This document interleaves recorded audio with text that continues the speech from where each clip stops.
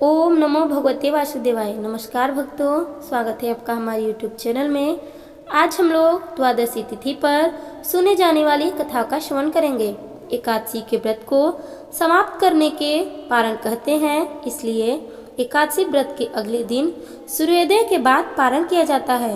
एकादशी व्रत का पारण द्वादशी तिथि समाप्त होने से पहले करना अति आवश्यक है। यदि द्वादशी तिथि सूर्योदय से पहले समाप्त हो गई हो तो एकादशी का व्रत का पारण सूर्योदय के बाद ही होता है।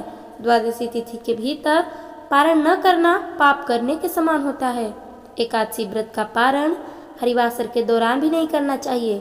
जो श्रद्धालु व्रत कर रहे हैं उन्हें व्रत तोड़ने से पहले हरिवासर समाप्त होने की प्रतीक्षा करनी चाहिए। हरिवासर द्वादशी तिथि की पहली 1/4 अवधि है। व्रत तोड़ने के लिए सबसे उपयुक्त समय प्रातः काल होता है। व्रत करने वाले श्रद्धालुओं को मध्याह्न के दौरान व्रत तोड़ने से बचना चाहिए। वही कुछ कारणों की वजह से अगर कोई प्रातः काल पारण करने में सक्षम नहीं है तो उन्हें मध्याह्न के बाद पारण करना चाहिए। कभी कभी एकादशी व्रत लगातार 2 दिनों के लिए हो जाता है। जब एकादशी व्रत 2 दिन होता है तब समस्त परिवारजनों को पहले दिन एकादशी व्रत करना चाहिए।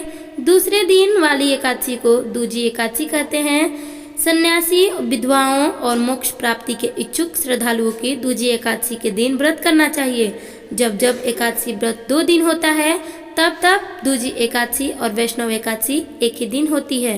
भगवान विष्णु का प्यार और स्नेह से इच्छुक परम भक्तों को 2 दिन एकादशी का व्रत करने की सलाह दी जाती है। चलिए इस कथा का श्रवण करते हैं। कथा के अनुसार एक बुढ़िया थी, उसको तुलसी पूजा करने का नित्य का नियम था। वह प्रतिदिन खाना खाने से पहले पूजा करती थी और उसके बाद खाना खाती थी। वह तुलसी माता के प्रतिदिन प्रार्थना करती थी, हे तुलसी माता, खांड खीर का भोजन देना, पाट पीताम्बर का वास देना, योगिये जैसी मौत देना, स्वर्ग का वास देना, राम लक्ष्मण की कंधा देना, सीता जी की चाल चलावा देना। यह सुनकर तुलसी जी सूखे सूखे रह रहे थे। राम लक्ष्मण उधर से निकल रहे थे तो उन्होंने पूछा, तुलसी जी आप सूखे सूखे क्यों जा रहे हो? एक बुढ़िया रोज मेरी पूजा करती है और वह मुझसे खाने का लड्डू मांगती है, खेलने को भाई मांगती है, खांड खीर मांगती है, पाट पीताम्बर का वेश मांगती है, आपकी कांध मांगती है, सीता जी का चाल चलावा मांगती है, स्वर्ग का वास मांगती है, योगियों की जैसी मौत मांगती है। बाकी सब तो मैं दे दूं, पर आपकी कंधा कहाँ से दूं और सीता जी का चाल चलावा कहाँ से दूं?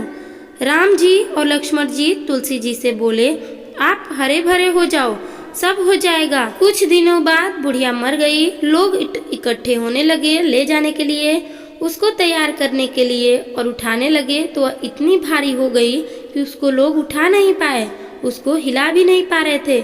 लोग कहने लगे कि बुढ़िया इतनी भारी कैसे हो गई? वह तो देव दर्शन सब करती थी, क्या वह कोई जादू टोना करती थी जो ऐसी भारी हो गई?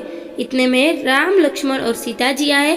सीता जी ने चाल चलावा किया और राम लक्ष्मण ने कंधा दिया और बुढ़िया तो सदैव वैकुंठ चली गई। आपको यह कथा कैसी लगी? अच्छी लगी तो प्लीज़ ऐसे ही कथा सुनने के लिए और जानने के लिए हमारे चैनल पर नए हैं तो चैनल को सब्सक्राइब जरूर कीजिएगा और वीडियो को लाइक जरूर कीजिएगा। जय श्री राधे।